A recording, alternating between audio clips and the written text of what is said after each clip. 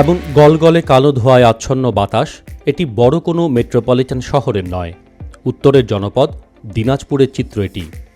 আর এই বায়ু দূষণ দিনাজপুরবাসীর জন্য হয়ে দাঁড়িয়েছে যেন নিয়তি। এ অঞ্চলের অর্থনীতির অন্যতম ভিত্তি চাল কল বা রাইস মিলই এর কারণ। শহরের নাগরিকদের অভিযোগ, প্রচলিত পদ্ধতিতে পরিচালিত চালকলের কালো ধোঁয়া দূষণের মাত্রা দিন দিন বাড়িয়ে চলছে। চলাচলের সময় খুব দুর্ভোগ হইতে হয়, আপনার ছাই আসে, চোখের মধ্যে পড়ে ধুলাবালি আসে। যারা গর্ভবতী আছে বা বয়স্ক বৃদ্ধ শিশু, এদের জন্য এই এলাকাটা অন্ততপক্ষে এই এলাকায় চলাফেরার জন্য বিপজ্জনক তাদের জন্য। এই অবস্থার পরিবর্তনে দিনাজপুরে কাজ শুরু করে সুইস কন্ট্যাক্ট।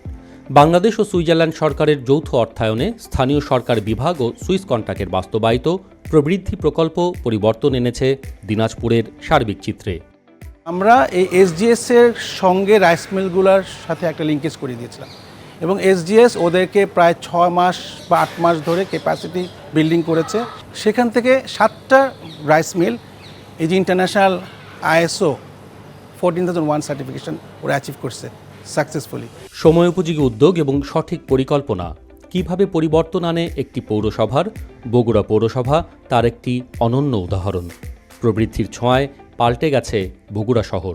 সেখানে এলইডি কমিটিতে বেসিক্যালি ধরেন প্রাইভেট সেক্টর থেকে 2-3 জন এবং পৌরসভা থেকে 3-4 জন এরা মিলে একটা কমিটি হয় এবং এই কমিটির উদ্দেশ্য হলো যে এই যে পাবলিক এবং প্রাইভেট সেক্টরের যারা রিপ্রেজেন্টেটিভ এদের মধ্যে প্রতি 2-3 মাস অন্তর অন্তর বিভিন্ন ইস্যু ভিত্তিক ডায়ালগ হবে এবং সেই ডায়ালগগুলো থেকে ওরা ওদের সমস্যা এবং সমাধানগুলো আইডেন্টিফাই করবে।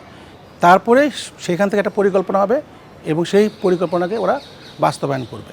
এক সময়ের আর্থিকভাবে অনগ্রসর এই পৌরসভাটিতে সুইস কন্ট্যাক্টের সহায়তায় জরিপ পরিচালনা করে এখন বেড়েছে হোল্ডিং ট্যাক্স আদায়ের পরিমাণ।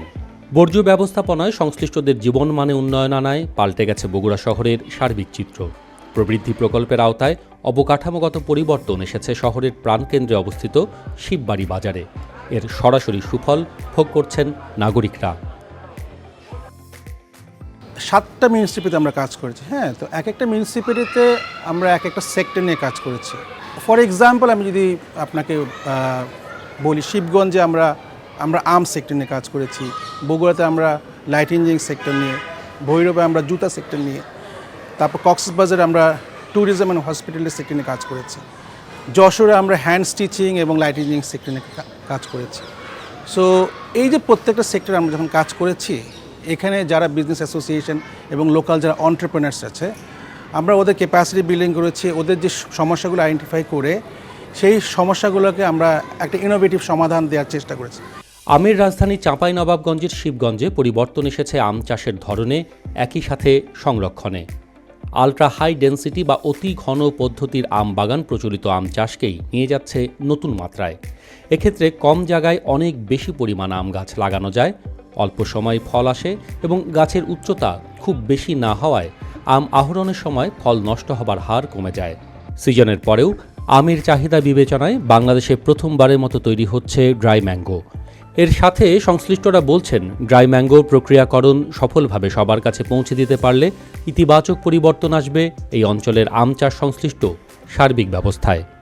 গত 6 বছর ধরে আমরা বাংলাদেশের 7টি পৌরসভাতে স্থানীয় সরকার বিভাগের সহায়তায় যে স্থানীয় অর্থনৈতিক উন্নয়নে কাজ করেছি, সেটার রেজাল্ট খুবই ইমপ্রেসিভ ছিল এবং এই রেজাল্ট দেখে স্থানীয় সরকার মন্ত্রণালয় অলরেডি একটা কনসেপ্ট নোট ডেভেলপ করেছে, যেখানে ওনারা চিন্তা করছে যে এই মডেলটাই বাংলাদেশের 330টি পৌরসভাতে কীভাবে রেপ্লিকেট করা যায়। আমি মনে করি এটাই আসলে আমাদের এই যে সুইস কন্ট্যাক্ট প্রবৃদ্ধি প্রকল্পের খুব বড় একটা সফলতা, যে ওনারা এটাকে এখন রেপ্লিকেট করার সিদ্ধান্ত নিয়েছেন।